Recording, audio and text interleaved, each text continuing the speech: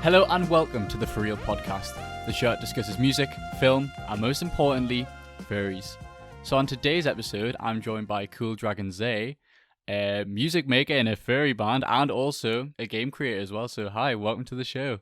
Hey, thanks for having me. Yeah, no worries. How's your day been so far? How's your day been just before we start? You been good? Yeah, so far I've woken up, I've had some tea, and now I'm here, so it's been a pretty good day. Oh, nice. I had some tea today. I went to a it's weird you say that. I went to a tea room today, actually, like a proper posh tea room. It was like proper weird ass like herbal blends and stuff, but it was so cool. Like they had like a festive blend for Christmas. It was like really nice, but it was posh as fuck. So like I felt really like out of place there because I was with my girlfriend. Like everybody there was like in shirts and suits and shit, and I was just like sat there like, oh my god. But it was nice. I liked it. I'm super jealous. I had 2 cups of imported matcha, so I'm doing good. I'm pretty wired, nice. but that sounds great. Yeah, it's super cool. I mean, UK is known for like tea and stuff, but tea and crumpets and all that rubbish. But it's not all that, you know. I don't even have crumpets, so. Yeah, I had tea and a side of roast beef. It was probably not a great pairing, to be honest. I mean, it worked out. It's a unique blend, as they would say. That's a unique kind of. We do. This is so weird. So coming up to Christmas, shops, I swear they do like pigs and blankets. Do you guys have pigs and blankets? Is that just a UK thing? At furry cons, there's usually pigs and blankets, but you mean like the food? Yeah, like the food. So it's like sausage and then like a bit of bacon rolled over it. Some specific like supermarkets do pigs and blankets cups of tea. It's so weird. And I'm like, how is that nice? I've never tried it before, to be fair, but how is that like? I don't know why I would buy that. I mean, I'd eat it. I say that about most foods, but that sounds great still. But in a drink though, like would it work? I don't know. That's so odd. I don't know. I'm the type of guy who used to like dip his Doritos in milk, so I can't really speak to anything. Oh, that's a vibe. Okay, so let's just kind of start off by talking about. I mean, I usually go straight into the creative stuff, but what's your kind of experience with the furry community just personally? How long have you been part of like the fandom, as they would say? Yeah, so funny enough, like going through most of my like adult life, like right after high school, my social circles basically just became other people in the industry I chose, and I didn't really have a lot of friends outside of that, and It wasn't until like 5 years ago that I met some furries at a furry convention, or sorry, a science fiction convention. Ooh. Convention. I got the word. In Newfoundland, believe it or not, and they invited me back to their place to play a Smash Brothers tournament. And dope. I'm like, I've seen furries on the internet. They're weird. But then I went there and I'm like, oh wow, these guys are the best ever. And then suddenly I was a furry for life. That's so cool. I enter Smash tournaments, not as much anymore because obviously with COVID there isn't any actually on, and I hate the Smash Ultimate Wi-Fi, so I do not play online.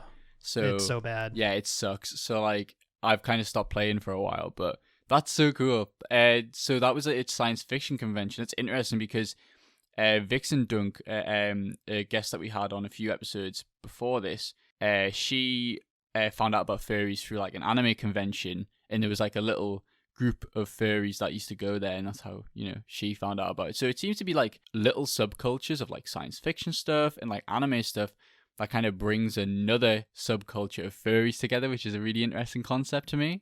Yeah, you know, I mean, it's interesting after meeting the furries at the sci-fi convention, because I'd known about furries, of course, but I didn't really know furries. I started just Googling furries in the area and just discovered there were so many. Like, I had no idea it was such a big thing. And once you're like in the furry fandom, it's funny because you see furries everywhere. And I don't mean that in like a weird hallucinatory way. I just simply mean that you become aware of the presence of furries all around you. So yeah, it's a giant community, and I'm thrilled to be part of it. We were talking about this on another episode again about how there's somebody that I like spotted wearing like a furry hoodie, and I was like, yo, I know that shit. Like I know that's furry stuff. And if I wasn't part of this community, I would have like no idea whatsoever. So it's super interesting that you kind of like can suss out who you think's part of the fandom or not and stuff like that. Yeah, I like to play a dangerous game at work where like I'll be in a Zoom call and I'll throw on like a furry shirt and just like see if anyone recognizes it. Oh man, it's a fun way to meet new furries. I've only got one furry shirt, It's this one that my friend bought me. I put it on Twitter. It's like a joke Christmas one, and it says like, "I'm only wearing this because I can't wear my fursuit," and it's a bit cringe to be honest, but it's funny I as love shit. And I made it work in an outfit, so kind of a vibe. What's your experience with conventions? Because I haven't been to any conventions. Have you been any, or how many have you been to? And what kind of experiences you had? Yeah, so obviously 2020 not too many conventions, but on most years that aren't, where the world isn't ending, I tend to make it to maybe 6 to 8 conventions actually. That's mad. What, a year? Yeah, a year. Oh. I was dragged to my first convention by some friends when I lived in Shreveport, Louisiana, and I just kind of became addicted to it, I guess you could say. Like, you don't really appreciate how awesome this community is, like, until you go to a convention and just meet other people in the fandom. It really takes on a whole new meaning. It's definitely something that I'm personally looking forward to. Hopefully, if the big convention in the UK, Confuzzled, goes on next year.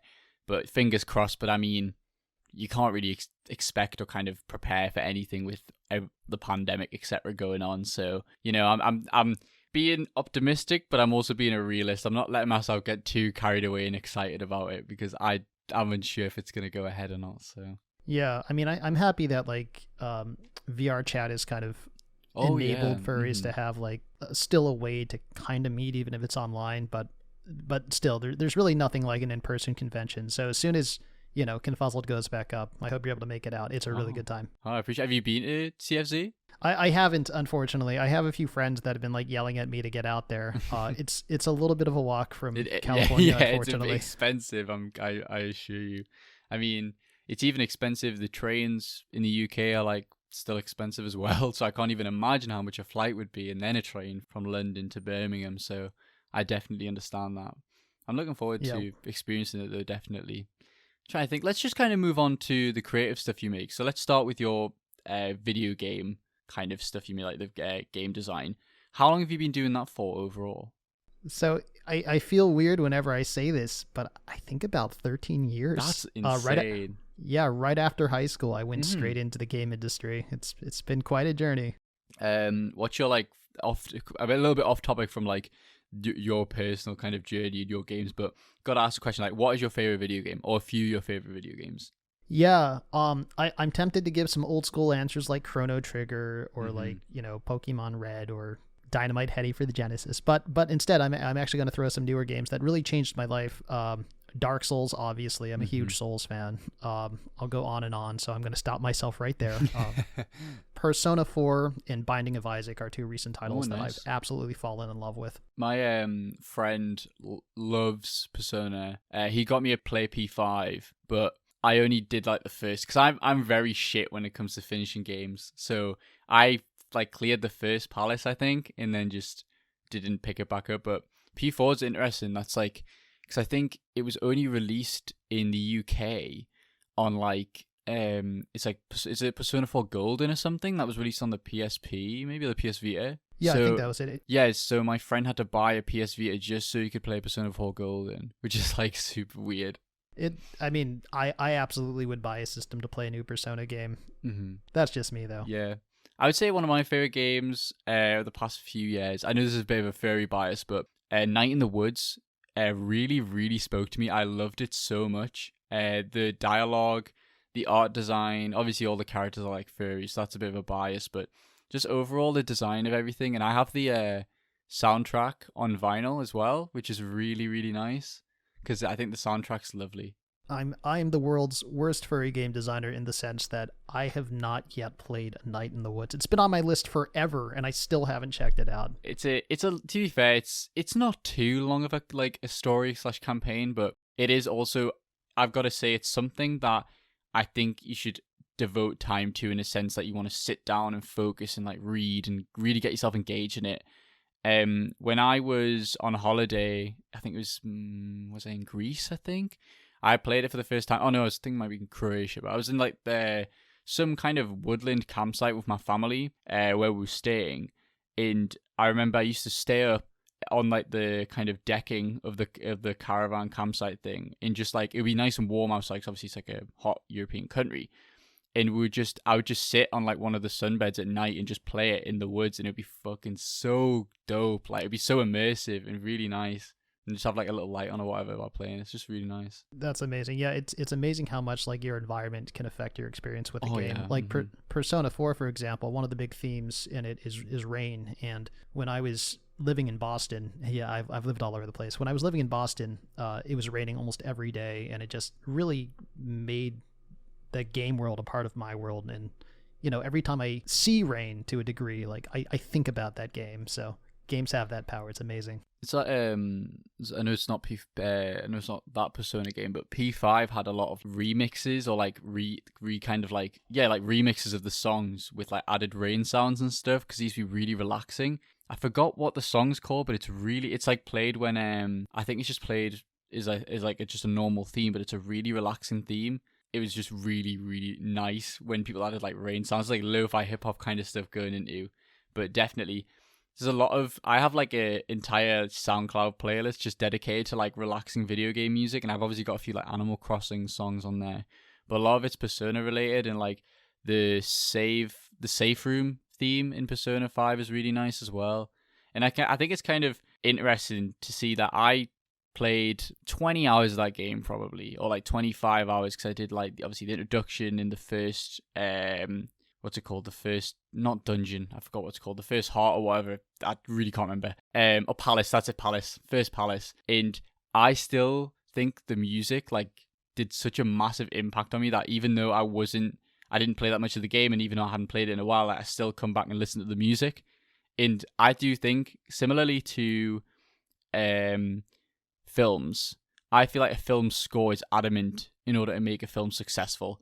I didn't used to think that, but I've watched a lot of films recently with like outstanding soundtracks, and now it's something that I really think about when I'm like kind of analyzing and reviewing a film. And I think the same kind of goes for video games. I think video game soundtracks are very, very important. And I mean, just think about music in video games and how influential some of it is to kind of modern media as well. Yeah, hopefully this isn't too technical, but I kind of consider in video games music being one of the keys to retention. Mm-hmm. And what I mean by that is, it could be years since you played a game, but if a game has a strong melody, if there's strong music in the title, you might find yourself humming it, which will make you think about that game again, which could in turn make you want to go back and play it. One of the things that I strive for in every title that I work on is making sure that the motif of each song in the game, especially Pivotal Moments, is really pronounced and is capable of getting stuck in your head so that many years later it could still cross your mind. Yeah, definitely. And I mean, you do video game stuff and you do musical stuff with your band. We'll get onto that later, but do you want to kind of go through the game you're working on at the moment a little bit more? Yeah, for sure. So I released a game called Mike Dies on Steam. Mm-hmm. It's kind of like this Metroidvania platformer with like a really surreal story. It's kind of like if David Lynch made a Metroidvania. So it's pretty interesting. It was really well reviewed. It actually won a convention called MomoCon, which was really cool. It was a game and show, or one of the games and show. And yeah, we may be getting ready to release it on other platforms. Yeah, I can't quite disclose which ones yet, but keep an eye out for it. It's called Mike Dies. It's really neat, and it's on Steam now. Nice. It's really, really # cool. plug. Definitely check the game out. How long did you guys work on it a little bit before you kind of released it on Steam? Was it a big project? I don't want to admit it, but I'll tell you, it took us 5 years. 5 years? Okay, mad. I mean, this is a kind of thing I think about a lot when I'm consuming, when I'm like engaging with media. People don't realize how long it takes to create a piece of media, whether it be an album or a game or a film, and release something that you're happy with and you feel like reflects what you want to show to the world. And I think it's really interesting. Like 5 years might seem long to some people, but it's what you need in order to kind of release something that you're proud of and release the product that you wanted to do at the end of the day.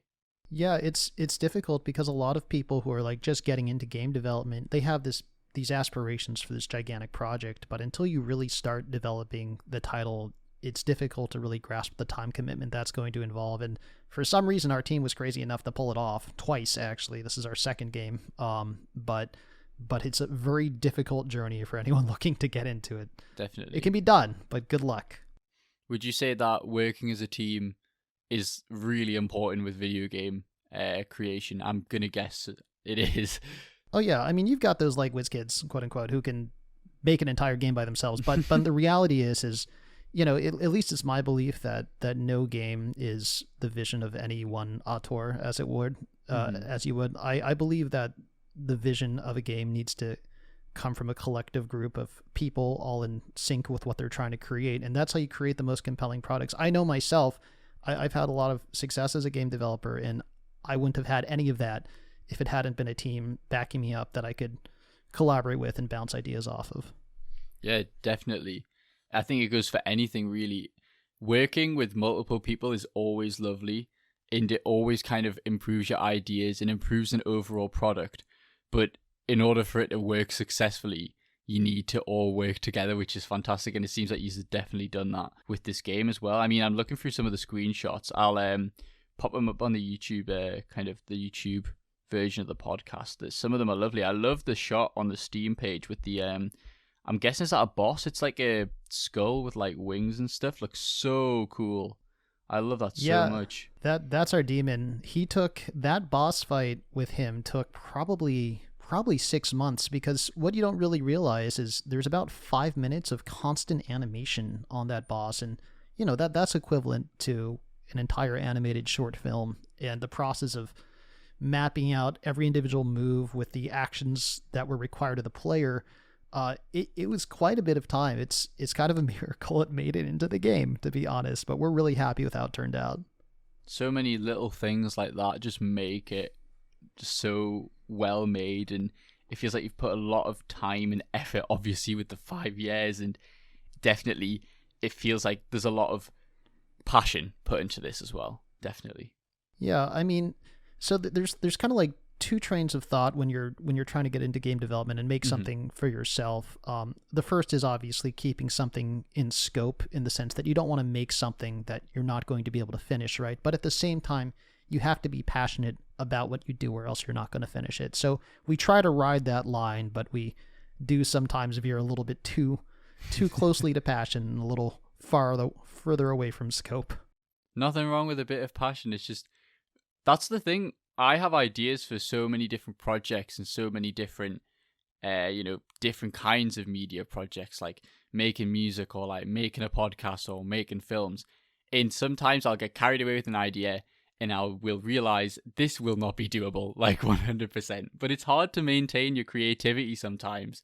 But I think you've definitely found a middle ground with this game where it's a realistic project to achieve, and it also looks stunning. So I think it's a fantastic thing. Yeah, thank you so much. Yeah, it's so one of the most interesting parts about game development, I guess any project in general, is coming back to what you were saying, the idea of, what happens when you discover that your project is too big, that it's not going to be easy to finish. I think that the second part of that equation is being able to recalibrate your dream, right? It's good to have a dream, but you also need to be able to adjust it. Mike Dies, in fact, the reason the development took so long was the first 2 years were spent making a different game. We originally wanted this to be a music platformer, believe it or not. Oh, interesting. Yeah, circumstances beyond our control forced us to make a course correction, and as a result, we turned it into a Metroidvania. So, yeah, adjustment, it's important. Do you think it was the right adjustment to do, would you say? At the time, we weren't thrilled that we had to make the adjustment, but ultimately, I think the game benefited from it. It certainly turned out to be a more unique game, and because my skills as a developer grew over the course of it, probably a better game too. Oh yeah, that's definitely kind of an interesting way to see development as a whole as well. Do you think you'll ever make, obviously I'm trying to link it back to the furry side, do you think you'd ever want to make a furry title, or at least a game with a anthropomorphic character? Or is it something that you want to do, or is it something that's maybe on the tables a little bit? Well, so funny enough, like really one of my biggest regrets with Mike Dies is that it wasn't an anthropomorphic character. There's definitely some hints of anthropomorphism in the title, but the character himself is just some dude. He's still an interesting character for sure, and we're happy with how he came out, but I'm a big fan of the fandom. Every work that I've done since has starred basically almost all furry characters. So cool. if I jump back to game development, you can absolutely expect at least one Anthro Dragon in there somewhere. Fantastic. Well, I'm looking forward to if you release any future projects with furry stuff, because if I see any furry stuff, I'll instantly buy and I'll instantly play. Easy. Same. Easily. Let's kind of talk more about your music side of your creativity. You're in a furry band, which is a very interesting concept. Let's talk about that. Yeah.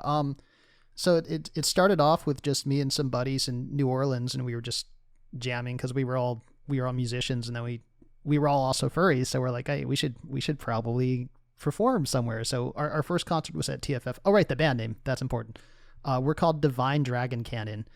I do the vocals and keyboards, and we're a 4-piece power metal band. We're really over the top and crazy. You might have seen us at cons before, but yeah, we're still at it. 2020 has been a hit to everybody, obviously, but we'll be back and with a lot new, really cool stuff. That's so cool. Do you guys play in suit though? Is that the question? It must be hard if you do. So yeah, wearing a fursuit is rough. Playing an instrument in a fursuit is very rough. Mm-hmm. I find that if I wear a fursuit for more than one song, I will literally die. So It gets so hot. And, yeah. Yeah, I usually try to do at least one song in fursuit. Nobody else really dresses up, and I can't blame them. Since we're a power metal band, all of the parts are incredibly intense. So for the sake of heat exhaustion, we try to keep our tires a bit more bare. So you guys have kind of one EP that's on Bandcamp, don't you? Yeah, we've just got one EP out so far. We're working on a single. I think that's been announced. Yeah, it's free. Go check it out. Divine Dragon Cannon. We have a Twitter. We have Patreon. We have all those good things. You know, all the things a band should have. So let's talk about more the experience at TFF. What kind of, obviously I'm going to assume obviously everyone was supportive of the gig there, obviously, but what's your experience of playing live? Do you like it? Is it nervous and stuff? Yeah, it's funny. So I've been performing for most of my life. I actually come from a family of musicians. Both of my parents are professional musicians. In fact, they took me aside one day when I was growing up, and they said, "You see what we're doing for a living. Don't ever do this. Don't ever do this." I showed them. No. So I didn't do that professionally, but I still enjoy doing it on the side. And as stated, I've been doing it all my life, but getting up on stage, I mean, it's what I live for, basically. But at the same time, right before I do it, it doesn't matter how many times I've been up on stage. I'm always nervous. Like, every single time I'm nervous. And then the second I'm in front of people, the nervousness is gone instantly. It's a bizarre experience. I think other people go through that too, I'd hope. Mm-hmm. Definitely. I mean, it's something that you get used to over time as well. But especially for kind of something as big as TFF or a furry convention, at least you know that you have one major interest in mind that links with the personality and the presentation of the band, which is being a furry, which is nice. Yeah, I mean, our first song, the first word of the song is me screaming dragons at the top of my lungs for like 8 measures. So we're definitely, I think our band probably transcends above solely furry appeal, but we're definitely, we're all furries through and through. Oh, definitely. It reminds me of, there's a band I used to listen to back to when I was really into like pop punk and rock when I was like 15, 16. Area 11, most of their songs or all of their songs were about anime and stuff, but it was kind of disguised in a sense that you could listen to it and not be an anime or know what the show, what specific show they're singing about or whatever. And it still just sounds like a really nice storytelling, generic kind of rock song, which is really nice as well. Do you guys add, obviously you said like you scream a dragon on one of your songs, do you add a lot of furry references and furry kind of things to your music, or you just kind of go with the flow and just write whatever? Yeah, we kind of like write whatever comes to us, I guess you could say. We have an ongoing story that kind of underlies the entire song experience, but a lot of furry stuff kind of creeps out in what we do, whether we want it to or not. Like, we're all kind of unironically Sonic fans, and so nice. Some of our songs tend to be Sonic the Hedgehog inspired. But yeah, I think even if we tried to not write furry stuff, we're furries. It's just going to come out. No, definitely. Especially when you have 4 band members. Is it 4 of you in the band? When you have 4 people that are all furries, there's going to be something. There's going to be, everybody's going to want to do that as well. Definitely. Technically, one of them isn't a furry, but we've made him an honorary furry. That's like me with like all my friends. all my friends joke about like, oh well, you know, I guess furries aren't too bad. And I'm like, yo, what's your favorite animal? What's your favorite animal? There's no. I mean, I'm just Psych, asking. you're a furry now. I would love that. I don't know why I think about this like so much, but I would love to get all my non-furry friends in me like a commission of like all of us hanging out or some shit, and they all have assigned animals. I don't know. It's just really cool. I just like the idea of that. I would love to surprise one of my non-furry friends with like a ref sheet and say, this is you now, deal with it. Because there's some people's personas and you see them in real life, or like at least a photo of them, and you go like, oh my god, you look exactly like your persona, or your personality or your appearance like literally fits your persona so well. Yeah, I used to think that like, you know, after creating Zay as a persona, like I started taking on some of his character traits, and then I realized, like, I thought for a while that I was like getting too far into character, that I was method acting to a degree, so to speak. But in reality, I mean, Zay is what a persona's definition is. It's an amplification of traits that already exist inside me, and that part of me is going to come out, dragon or not. Yeah. The dragon simply enables it. That's exactly it. Because Dan, to me, I've spoken about this before on a few podcast episodes, Dan to me is me, but more confident and a little obnoxious, which I can be sometimes.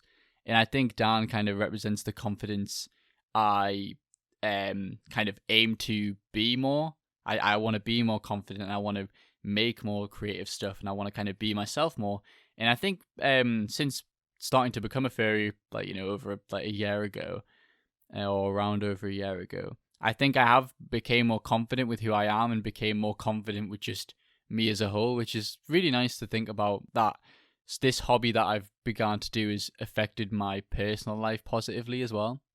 Yeah, it's funny, like I especially during 2020, I've been through several times where I've kind of not been in a great place mentally, or like there would be a challenge in front of me that was just simply a little bit too difficult to overcome. And in those incredibly dark moments, like, you know, I'd be reaching for anything that could lift me up, so to speak. And Zay happened to be there. I'm just like, wait a second, I can do this. I'm a motherfucking dragon. That's exactly it. That's so cool.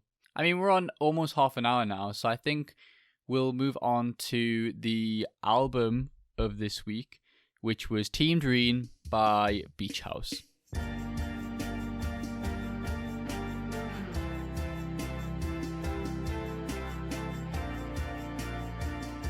So yeah, Teen Dream is one of my favorite albums ever. Beach House is one of my favorite bands ever. It's funny because when I listen to music, I tend not to really process the lyrics, which is bad because I'm a lyricist. But Teen Dream, regardless of what it means, it just really takes me on a journey whenever I experience it, like a journey of a relationship formed out of almost necessity, and then just a really strong bond emerging from it. It's difficult to explain exactly what that story is in my head, but whatever semblance of that story exists plays out every time I hear it, and it's a journey I love taking. Well, to go back to that point you said about lyricism and stuff, literally in one of the episodes I was talking about E by Echo 2K, I just don't focus on the lyrics and I just listen to the sound, and it's so weird because then I'll go back to an album and I'll listen to it and I'll realize the kind of underlying tones of some of the lyrics, etc. So it's something that I definitely ignore. Like, sometimes I'll be singing songs with my mates and I'll sing the lyrics and they'll go, those aren't the lyrics. And I'm like, what? I swear they were. And it's just weird how kind of people listen to music differently. I focus on the instruments more, but then some people focus on the lyrics more.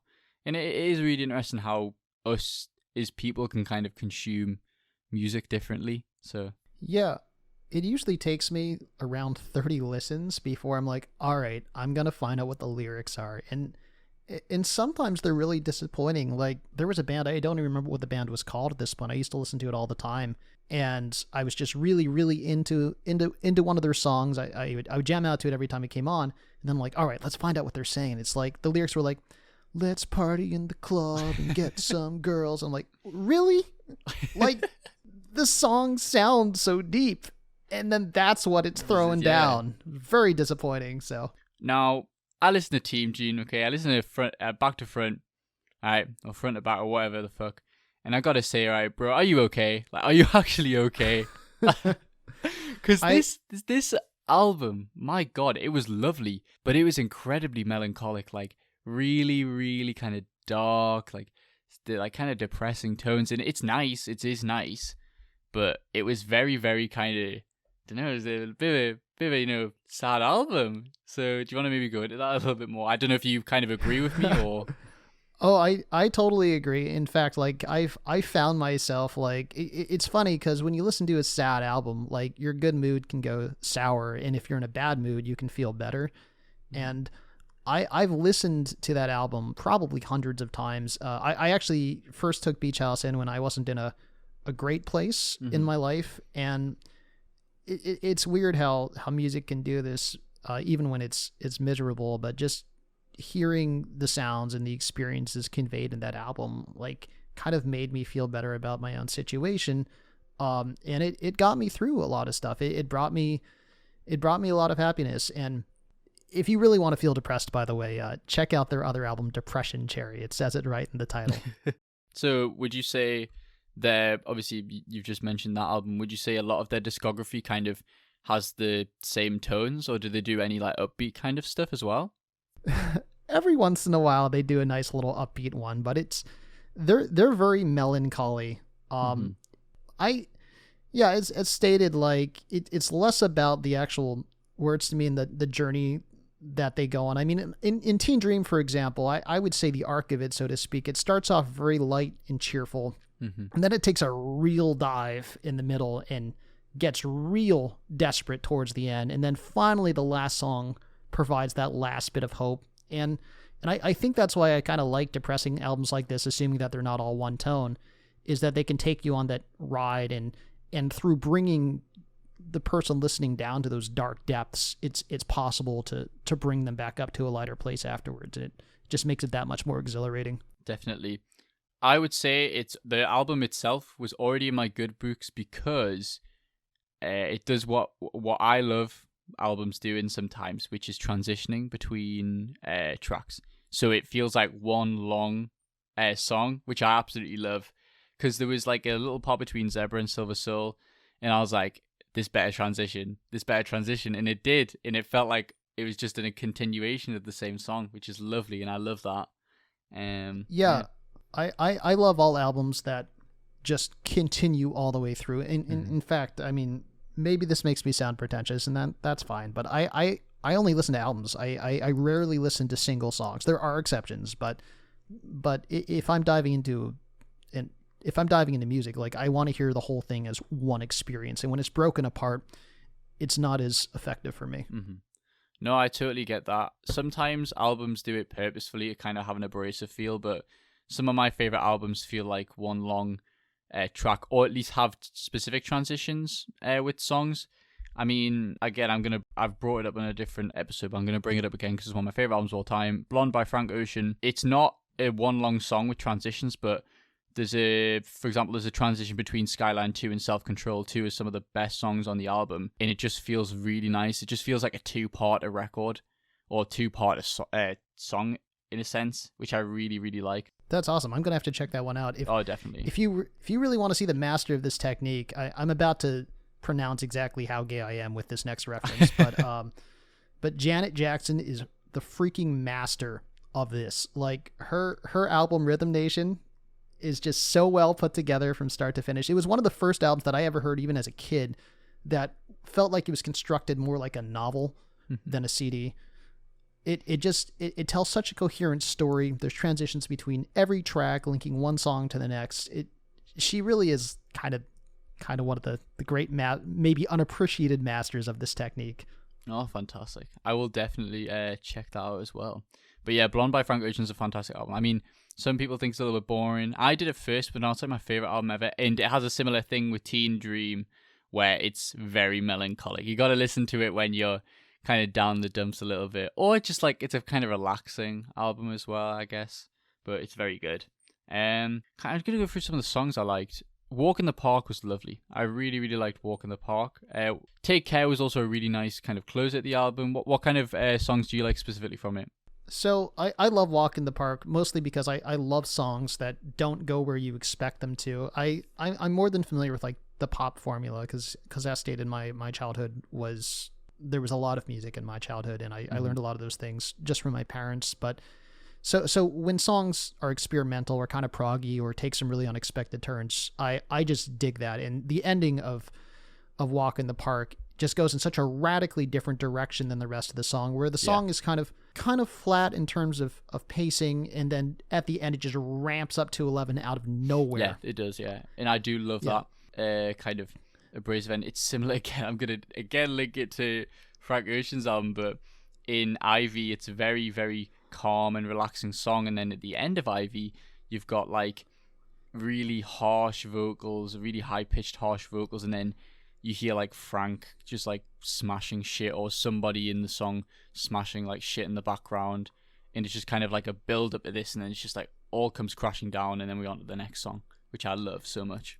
Yeah, I think my favorite album, one of my favorite albums ever, that's just a master of inventive song structure, Radiohead's Hail to the Thief. Every song on that is completely unpredictable. Everything's linked together, and there's things that there's pieces on that album that I've listened to like 20 or 30 times, and I'm still dissecting something new from it every single time. It's just so detailed. Definite recommend from me. Oh, I have not listened to Hail to the Thief yet, but my friend is like obsessed with Radiohead, and he's told me I've listened to OK Computer, fantastic album, and his favorite is In Rainbows, and I did really, really like In Rainbows when I listened to it, so it's a good choice as well. In Rainbows is probably my favorite Radiohead album as well, but Hail to the Thief and Kid A are definitely up there. I don't think they've ever produced anything bad, but if I had to pick favorites, that's kind of where I'd land. Opening to Kid A is just like sets the tone. Like everything in its right place is just like do do do do do, and it's just like I'm like, oh shit, this is gonna be like a roller coaster of emotions. That album took me I think 20 times to like, and then I loved it. Like the first 20 times I'm like, what am I listening to? And then afterwards I'm like, oh, this is amazing. And it is I have a lot of patience. Yeah, definitely. And going back to that point we were making before about how people think and listen to music so differently. Like somebody might listen to that album and be like, all right, it's a classic straight off the bat. Someone might hate it. And I know it's like a basic thing to say, it's like a obvious thing today, but an obvious thing to say, but music is so subjective.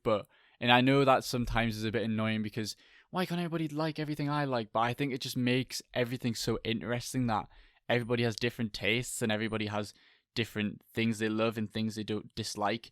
And that is definitely something I'm kind of trying to explore in the podcast, because I have so many diverse picks for films and diverse picks for albums, and it's opening me up to more different things I wouldn't normally listen to as well, which is lovely. Yeah, that's the interesting thing about music. And I mean, even if somebody tells me like that they like a song, which I don't, I'll never judge them for it for that exact reason. Everyone's ears are just tuned so differently. It's impossible for everyone to like everything. Music, I think even the concept of music critics is ridiculous. I mean, I'm fine. I love seeing what other people think about albums, whether they like them or not. But as long as those are always treated subjectively, because I don't think it's really possible, unless you're listening for something very technical, to put an objective rating on a piece of music. Oh, definitely. I mean, one of my most hated reviews ever done by the Needle Drop, Anthony Fantano, is he gave Swimming by Mac Miller a 3, and me as a big Mac Miller fan, I'm just like, how the fuck can you listen to that album and think it's free?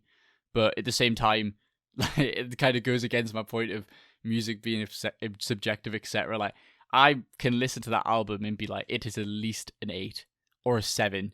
It like a push. But then Fantano might listen to it and be like, nah, it's trash. But then I might listen to Death Grips and think it's a pile of shit. I don't. I like Death Grips a little bit, but again, he gave Death Grips Money Store a 10. Somebody might listen to that album and be like, yo, just sounds like fucking noise. And that's just kind of how people listen to music differently. So it's really interesting.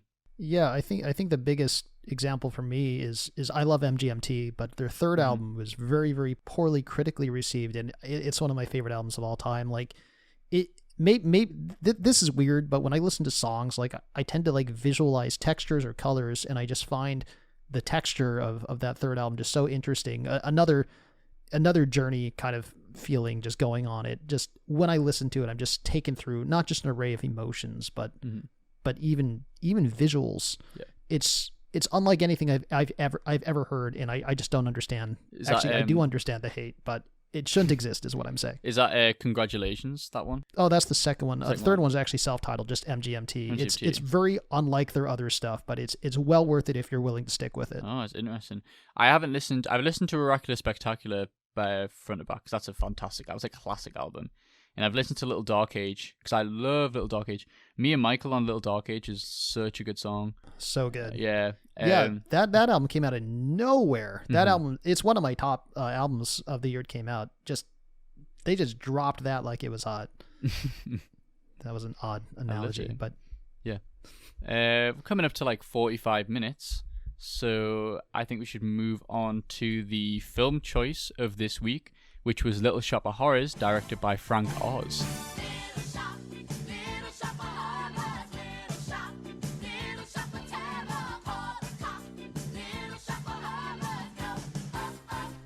One of my favorites. I was saying to you before we started, I really should have picked the Little Shop of Horrors OST as the album to talk about, but that would have been too much Little Shop of Horrors, I think. Now, obviously, I'm hoping that people have actually watched the film and listened to the album, so you can kind of get the most out of discussion. But if not, obvious spoilers for Little Shop of Horrors, because we're going to be discussing it. Now, I've got to say off the bat, I was going to give this film in my head a 3 stars, but then the plant picked up the fucking gun, and I was like, right, this is an obvious extra half star at least added to this, because the plants picked up a gun, and I love that shit so much. It was so funny. Yeah, plants with a gun is like instant upgraded rating imagery. It's perfect. Something I love every moment of that movie. Go on, though. No, sorry. Something I found really interesting is I watched this and I was like, yo, what the fuck? That's a morbid ass ending. And apparently there's like 2 different endings or something. And I was like, wait, what? Which version did you watch? I watched the one where the plant ate Seymour, and then the corporate company went forward and distributed all the little plants, and like basically the plants took over fucking America. And then you watched the director's cut. Yeah. Well, I watched whatever was on my totally legal streaming site. So, you know. Yeah, that's the one. Which one would you say is? Because I don't worry. I watched a clip of the other ending, which was the one where obviously he shoots the plant, doesn't he? And then he goes and lives a happy life with Audrey. Yeah. Which one do you prefer?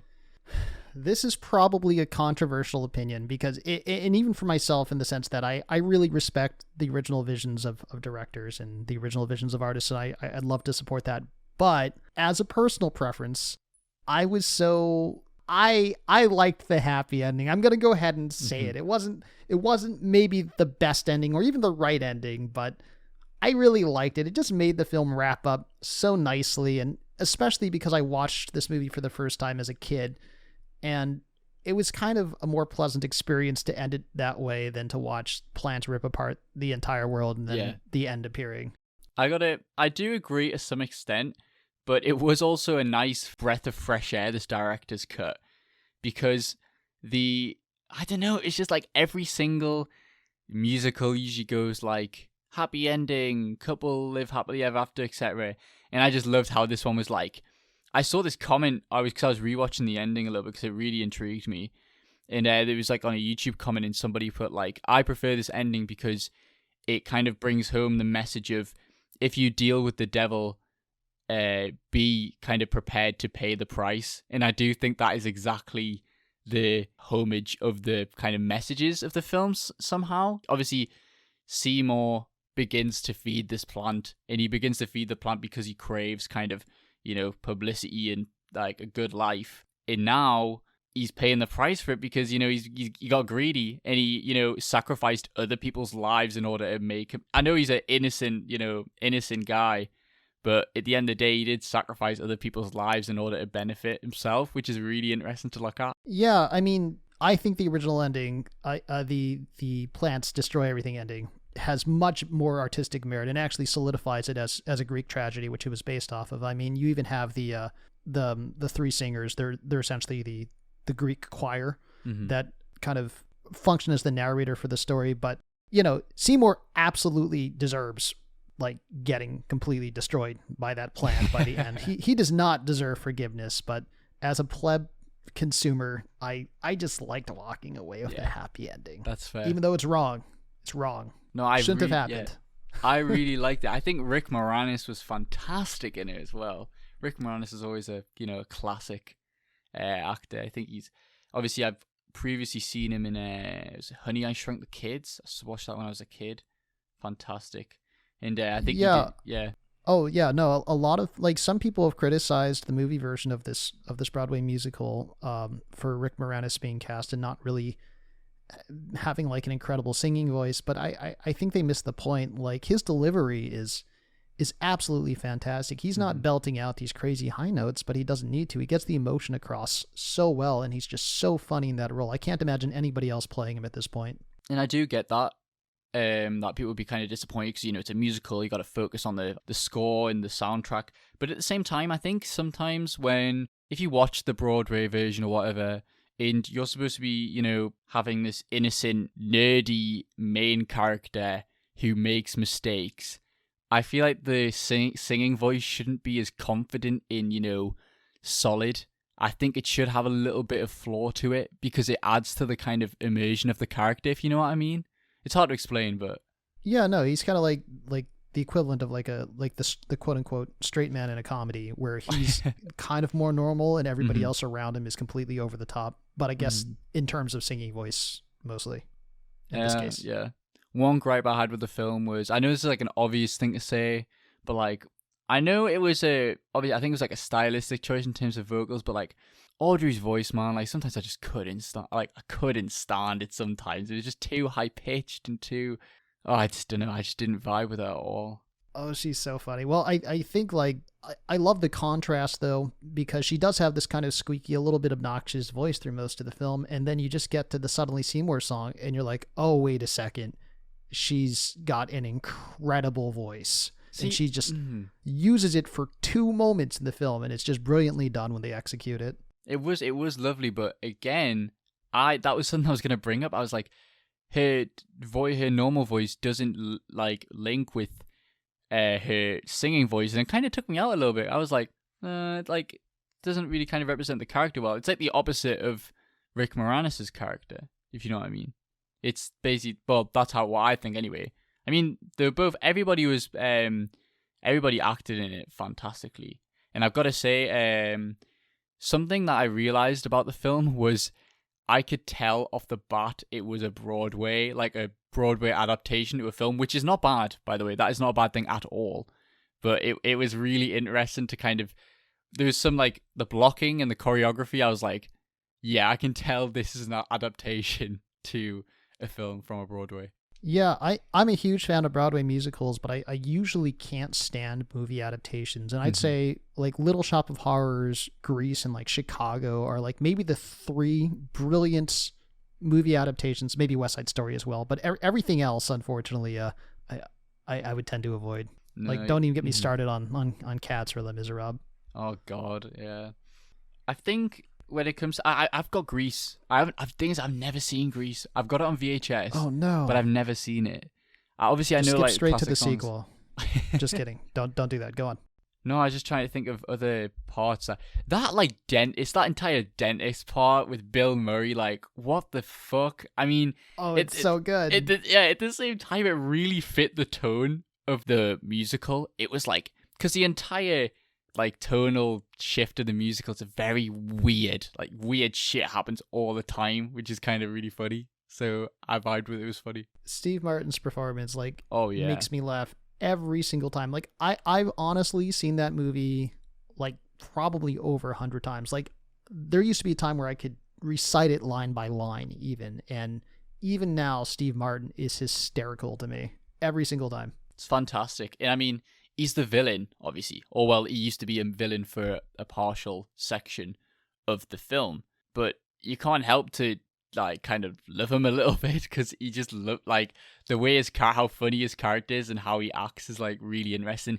And it is definitely it's overreacting, if you know what I mean. But it's good because that's what a kind of Broadway it would be in Broadway anyway. That's again another element of the film. His character and how he acts it is like, I can tell this is being adapted from a Broadway screenplay, which is really interesting. Oh yeah, no, he's so over the top. I mean, the entire thing is campy, but it's based off.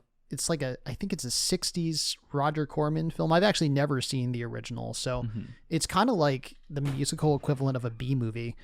And yeah, all that camp, I'm sure, like some of it is from the times, but some of it I would hope is intentional. And well, obviously we can't talk about this film without mentioning the music. The music was so upbeat and wacky, and I loved it. That was probably my favorite part of the film. Obviously, wow, what a surprise! The favorite part about a musical was the music, but I mean, it was fantastic. I loved it. I think it was once because I was like, okay, the music's not too bad. With like the Downtown song, and then the other one is what I forgot what it's called. But once the Feed Me in the plant started singing, I was like, okay, now we're picking up some pace. Now we're like picking up some steam. I like it. It's cool. Yeah, no, the music is absolutely incredible in that musical. The first song, Little Shop of Horrors, like the harmonies that the three of them sing together when they hold the note at the end of each major chorus is just it's outstanding. Just so much depth and technique on display. It baffles me. That a human could have written that line. But as stated, I'm kind of a Little Shop of Horrors fanboy. What's your favorite song on the musical, would you say? I'm gonna have to say Skid Row, honestly. It's just, yeah.